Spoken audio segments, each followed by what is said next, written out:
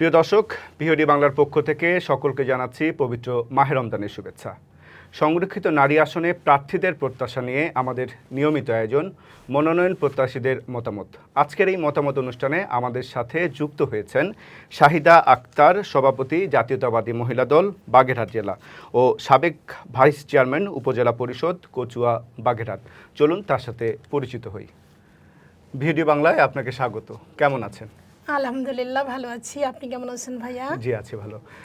আমরা তো জানি যে আপনি অনেক সংগঠনের সাথে জড়িত, একদিকে রাজনীতি করছেন। আসলে আপনার কাছে একটু শুনতে চাবো যে এই যাত্রাটা কিভাবে শুরু হলো? জি, থ্যাংক ইউ। আমি শাহিদা আক্তার, সভাপতি বাগেরহাট জেলা জাতীয়তাবাদী মহিলা দল। আমি আমার রাজনৈতিক যাত্রা শুরু করেছি মানুষের অধিকার ও গণতান্ত্রিক মূল্যবোধের জায়গা থেকেই আমার এই যাত্রা শুরু হয়েছে। আমি ছাত্র জীবন থেকেই রাজনীতির সাথে সম্পৃক্ত। আমি 91 থেকে রাজনীতি করি এবং আমি নারীদের নিয়ে বেশি কাজ করেছি আমার জীবনে।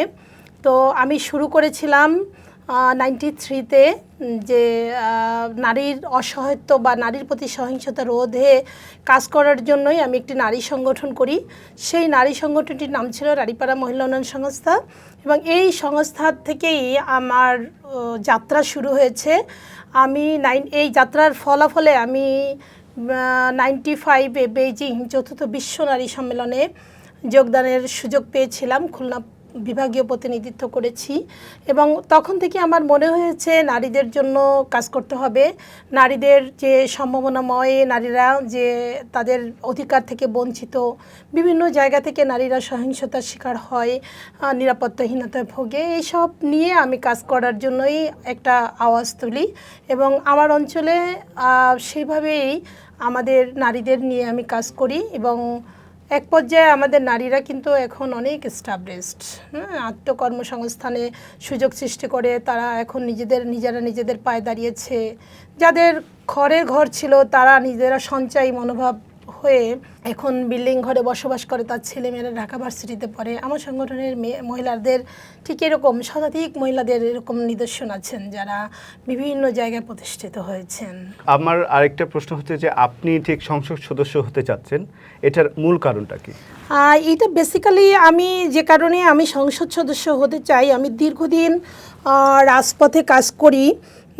এটা হচ্ছে নারীর যে মানে আমাদের সংরক্ষিত নারী আসনের মূল লক্ষ্যটাই হচ্ছে নারীদের কণ্ঠস্বরকে জাতীয় পর্যায়ে তুলে ধরা।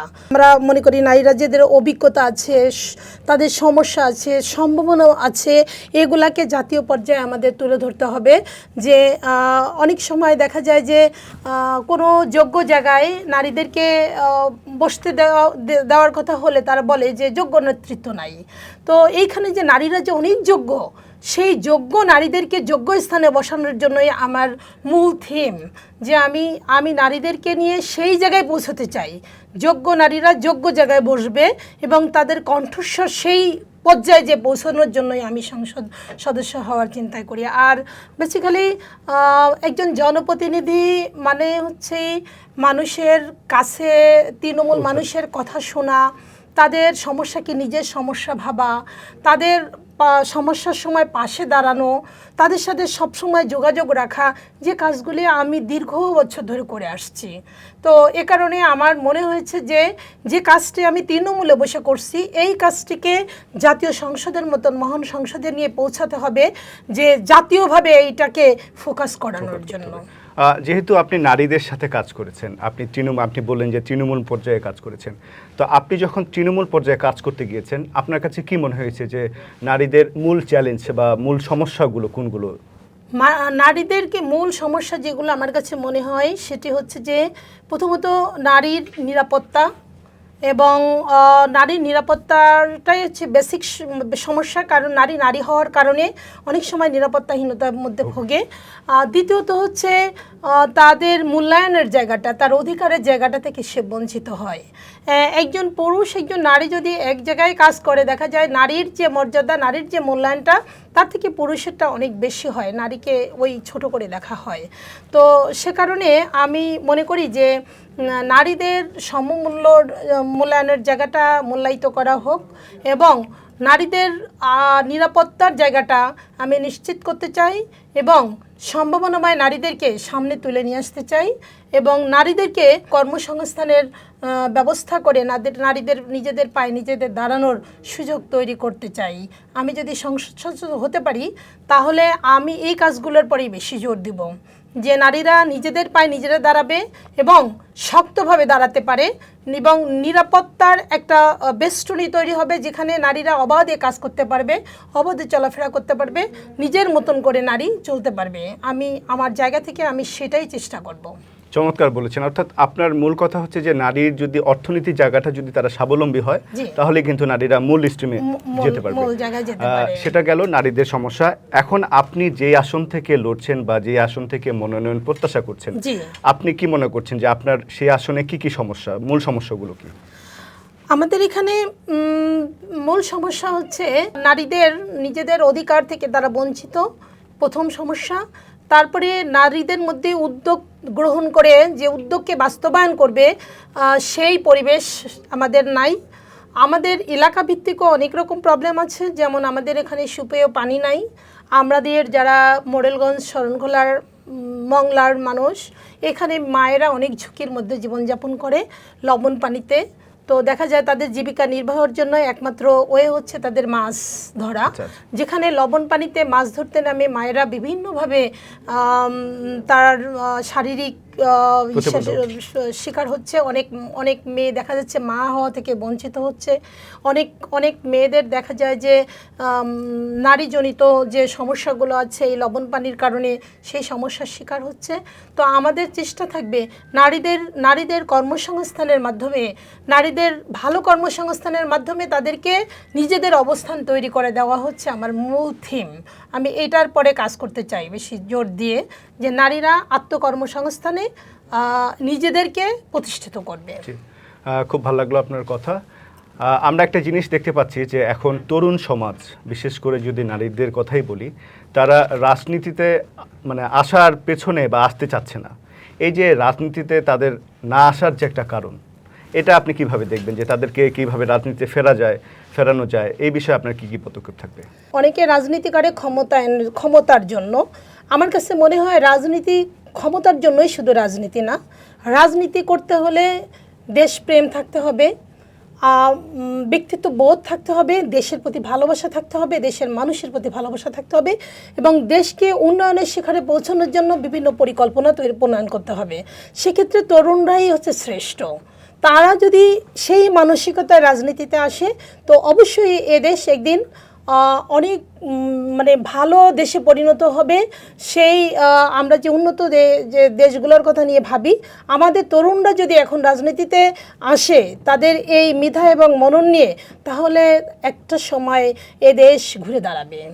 এবং আমি মনে করি তরুণদের ওই রাজনীতিতেই আহ্বান করব, দেশপ্রেম নিয়ে যারা রাজনীতি করবে, ক্ষমতার জন্য নয়, দেশকে ভালোবেসে যারা রাজনীতি করবে, আমি তাদেরকে আহ্বান করব তারা যেন অবশ্যই রাজনীতিতে আসে। যদি তারা রাজনীতিতে না আসলে, এই সুন্দর মেধা মনন দিয়ে যদি রাজনীতিটাকে না সাজানো যায়, তাহলে দেশের উন্নয়ন কখনোই সম্ভব না। অসংখ্য খুব ভালো কথা বলেছেন আপনি। আমি আরেকটা প্রশ্ন আপনাকে করতে চাই, সেটা হচ্ছে যে আমরা দেখতে পাচ্ছি যে এখন রাজনীতি মানে আমি একতরফা বলে যাব। যদি আপনি মনোনয়ন পান এবং সেই জায়গায় যদি নির্বাচিত হয়ে আসেন, আমরা আশা করছি আপনি নির্বাচিত হয়ে আসবেন, তখন কিন্তু বিভিন্ন পক্ষ বিপক্ষে নানান ধরনের কথা উঠবে। আপনার বিপক্ষে যারা কথা বলবে তাদের সেই মতামতগুলোকে আপনি কিভাবে দেখবেন? আমি অ্যাকচুয়ালি এই ভিন্ন মতকে বেশি প্রায়োরিটি দেই, কারণ পর্যালোচনা যদি না থাকে, মানুষ তার নিজের ভুল শুধরাতে পারে না। আর যখনই ভিন্ন মত উঠে আসবে, আলোচনার মাধ্যমে সেটাকে সমাধান করা যায় এবং এই ভিন্ন মত যদি না আসে তাহলে নিজেকে শুধরানোর সুযোগও থাকে না। তো এই জন্য অতএব আমি এটাকে পজিটিভলি দেখি, ইতিবাচক হিসেবে দেখি, কারণ সমালোচনা আসা উচিত। আসলেই নিজেকে সংশোধন করা যায় এবং নতুন করে প্ল্যানিং করা যায় এবং আলোচনা সাপেক্ষে সেটা সংশোধনও করা যায়। আপনি দারুণ বলেছেন। আমার নেক্সট প্রশ্ন হচ্ছে যে আপনি এখন 17 বছর পর এই যে কথা বলতে পারছেন, আপনি যেই দলের প্রতিনিধিত্ব করছেন, বাংলাদেশ জাতীয়তাবাদী দল, সেই দল তো একসময় খুব বলা যায় একটা সংকটের মধ্যেই ছিল। জি, জি। এখন 17 বছর পর আমরা দেখতে পেয়েছি যে এই রাজনৈতিক দল মানুষের চাহিদা অনুযায়ী তারা সরকার গঠন করলো। এই অনুভূতিটা একটু আপনার কাছে শুনতে চাই। এটা আসলে অনেক দীর্ঘশ্বাস আসে এই কথাগুলো বলতে, কারণ 17 বছর যে আমরা পার করেছি, এই 17 বছরে নির্মম নির্যাতনের শিকার আমি যদি বাগেরহাটের কথা বলি, যেমন 23 সালের 10 ডিসেম্বর মানববন্ধন ছিল মানবাধিকার দিবসে। তো সেই দিন আমাদের কোনো পুরুষ ভাইয়েরা রাস্তায় বের হতে পারে নাই। মূল দলের ব্যানার নিয়ে আমরা মহিলা দল প্রেস ক্লাবের সামনে আমরা 200 মহিলার মতন দাঁড়ায় মানববন্ধন করেছিলাম। তো তখন সাংবাদিক এবং প্রশাসন, আমরা যে 200 মহিলা থাকলে আমার সামনে ছিল 300 প্রশাসন, ডিবি, পুলিশ, এই সাংবাদিক।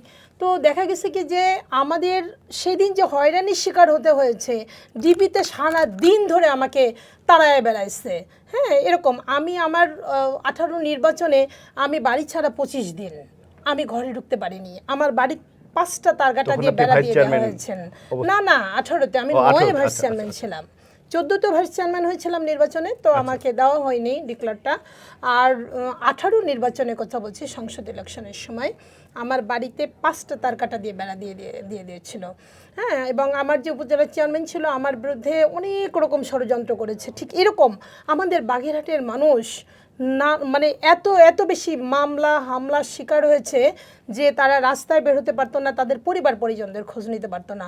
সেই দিনগুলো উপেক্ষা করে 5 তারিখের মতন দিন আমাদের সামনে আসছে বলে আজকে আমরা এই যে কথা বলার মত প্রকাশের সুযোগ পাচ্ছি। এটা আমরা উপর আল্লাহর কাছে কৃতজ্ঞতা প্রকাশ করি। দলের কাছে দল যে আমাদের দেশনায়ক তারেক রহমান, উনি যে হাল ধরেছিলেন, সাহস জুগিয়েছিলেন, আমাদেরকে ধরে রেখেছিলেন, এই জন্য আমি আজকে আপনার মাধ্যমে তার প্রতিও কৃতজ্ঞতা প্রকাশ করি। দেশনেত্রী বেগম খালেদা জিয়া, উনি কত অসুস্থ, তারপরেও আমাদেরকে ছেড়ে যাননি। উনি আমাদের অনুপ্রেরণা। উনি আমাদের অনুপ্রেরণা জুগিয়েছেন যে উনি এই দেশের মানুষকে নিজের সন্তানের জায়গায় স্থান দিয়েছেন বলে উনি দেশ ছেড়ে যাননি। তো সেই সব দিনগুলো পার করে আজকে আমরা যখন একটা কথা বলার সুযোগ পেয়েছি, সুষ্ঠু নির্বাচন হয়েছে, আমাদের দল ক্ষমতায় এসেছে, দেশনায়ক তারেক রহমান আমাদের সেই স্বপ্নপুরুষ যাকে আমরা ভেবেছিলাম, লালন করতাম যে এক সময় তারেক রহমানই হবে দেশের প্রধানমন্ত্রী। আমরা যে আজকে তাকে প্রধানমন্ত্রী পেয়েছি, এই জন্য আমরা আসলে অনেক গর্ববোধ করি এবং অনেক প্রাউড ফিল করি। এবং তার যে নীতি আদর্শ এই সময়ের মধ্যে উনি দেখিয়েছেন একদম বিরল দৃষ্টান্ত সারা পৃথিবীর কাছে, যে উনি মানুষের জন্য, দেশের জন্য কতটা সাশ্রয়ী মনোভাব নিয়ে উনি দেশটাকে পরিচালনা করছেন। আল্লাহর কাছে দোয়া করি আল্লাহ ওনাকে নেক হায়াত দান করুক এবং দীর্ঘদিন উনি যেন এই দলকে এইভাবে ধরে রাখতে পারেন, আগামী প্রজন্ম থেকে প্রজন্ম যেন এই সুফল ভোগ করতে পারে। যেহেতু আপনি অনুপ্রেরণার কথা বললেন, আমরা দেখতে পেলাম যে 17 বছর পর প্রধানমন্ত্রী তারেক রহমান দেশে আসলেন এবং দেখতে পাচ্ছি তার কন্যা এবং স্ত্রীও কিন্তু প্রতিনিধিত্ব করছেন, বিভিন্ন রাজনীতি সেমিনারে যাচ্ছেন, সমাবেশে যাচ্ছেন, কথা বলছেন। এটাও তো আপনাদের জন্য একটা অনুপ্রেরণা। অবশ্যই। আমরা বিশেষ করে জাইমা রহমান এবং জুবাইদা রহমানকে অত্যন্ত অনুকরণ করি, যে একজন রাষ্ট্রপ্রধানের নাতনি, একজন রাষ্ট্রপ্রধানের মেয়ে, সে কত স্বাভাবিকভাবে মানুষের সাথে মিলেমিশে একাকার হয়ে যাচ্ছে। এতিম বাচ্চাদের নিয়ে যেভাবে ইফতারি করতেছে, গণসমাবেশ করতেছে। আমাদের জুবাইদা রহমান, আসলে ওনার নামে একটা মিথ্যা মামলা দেওয়া হয়েছিল এক সময়, আমরা অনেক প্রতিবাদ করেছিলাম, আন্দোলন করেছিলাম। আসলে তার মতন একজন ব্যক্তিত্বকে নিয়ে যারা আলোচনা করেছিল, আমার কষ্ট হয়, লজ্জা লাগে তাদের জন্য। আর উনি যে কতটা অনুপ্রেরণা, সেটা বাংলার মা বোনেরা দেখছেন, তাদেরকে অনুকরণ করছেন, যে একজন রাষ্ট্রপ্রধানের স্ত্রী সহধর্মিণী, সে কত স্বাভাবিকভাবে মানুষের সাথে সহানুভূতির সাথে মিলেমিশে একাকার হয়ে যাচ্ছে। তারপরে সবচেয়ে দৃষ্টান্ত রেখেছে ফাতেমাকে নিয়ে, যে জাইমা রহমান তাকে জড়িয়ে ধরে ফুফু বলে যে সম্বোধন দিয়েছেন। আসলে সাধারণ মানুষ কিন্তু অনেক অভিভূত।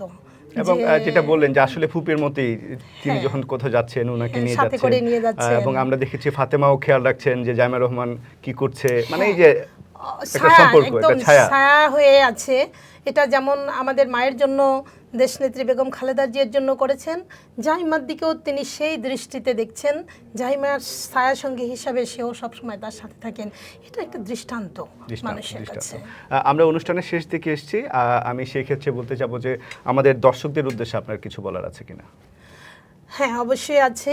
আমি দর্শকদের উদ্দেশ্যে বলতে চাই একটি কথাই, যে আমি দীর্ঘ সময় এই জাতীয়তাবাদী দলের সাথে কাজ করছি। আমি ছাত্র জীবন থেকে দল করি এবং সব স্তর অতিক্রম করে এসেছি। আমি ইউনিয়ন পর্যায়ে নেতৃত্ব দিয়েছি, উপজেলা পর্যায়ে নেতৃত্ব দিয়েছি, আমি বাগেরহাট জেলা পর্যায়ের আহ্বায়ক কমিটিতে ছিলাম, সাধারণ সম্পাদক ছিলাম, এখন আমি সভাপতির দায়িত্ব পালন করছি। তো আমি কচুয়া বাগেরহাটের আপমান মানুষের সাথে মিলেমিশে এই যে 24-এর নির্বাচন ছিল, 24-এর নির্বাচনে আমি 4টি আসনে মেয়েদেরকে দিয়ে সমানভাবে কাজ করিয়েছি, মেয়েদের এই ধানের শীষের পক্ষে প্রচারণা চালিয়েছি। তো আমি চাই মেয়েদেরকে আগায় নেওয়ার জন্য আগামী যে সংসদে সংরক্ষিত মহিলা আসনে যে এমপি নিয়োগ হবে, আমি তার প্রত্যাশী, সবাই আমার জন্য দোয়া করবেন। আর আমার ঊর্ধ্বতন দলের যে ঊর্ধ্বতন কর্মকর্তারা আছেন বা নেতারা আছেন, তাদের দৃষ্টি আকর্ষণ করব, যদি আপনাদের এরকম মনে হয় যে আমাকে দিয়ে আপনাদের কোনো কাজ এই দলের কোনো কাজে আসবে, তো সেই জায়গাটায় আপনারা আমাকে মনোনয়ন দিবেন। কারণ আমি দলের পিছনে অনেক ত্যাগ, অনেক শ্রম, অনেক মেধা, অনেক অর্থ আমি দলের পিছনে বিনিয়োগ করেছি। আমি তারপরও দল আমাকে দিক বা নাই বা দিক, আমি দলের সাথে থাকব এবং দলের যতদিন বেঁচে থাকব এই জাতীয়তাবাদী দলের আদর্শকে মেনে নিয়ে আগামী দিনগুলো পথ চলব। আমি এই প্রত্যাশা রেখে আপনাকে ধন্যবাদ জানিয়ে শেষ করছি। আপনাকেও অসংখ্য ধন্যবাদ, খুব ভালো বলেছেন। আমরা আশা করছি আপনার আশা পূরণ হোক, আপনি মনোনয়ন পেয়ে যান। দর্শক, কথা বলছিলাম শাহিদা আক্তার, যিনি সংরক্ষিত নারী আসনের একজন মনোনয়ন প্রত্যাশী। আমরা তার কথা শুনলাম এবং নারীদেরকে নিয়ে তৃণমূল পর্যায়ে থেকে তিনি কাজ করে এসেছেন এবং নারীদেরকে নিয়ে তার যে চিন্তা, তার যে পরিকল্পনা, এবং বিশেষ করে তিনি যেই আসনের জন্য মনোনয়ন প্রত্যাশা করছেন, সেই আসনের মানুষদের জন্য তিনি অনেক কাজ করতে চান। আমরা প্রত্যাশা করি তার এই কাজ সফল হোক, তিনি মনোনয়ন পাক এবং নির্বাচিত হয়ে আসুক। দর্শক, আপনারা এতক্ষণ যারা ভিওডি বাংলার সাথে ছিলেন, অসংখ্য ধন্যবাদ। আজকে এই পর্যন্ত, এখানেই বিদায় নিচ্ছি। সকলেই ভালো থাকবেন, সুস্থ থাকবেন।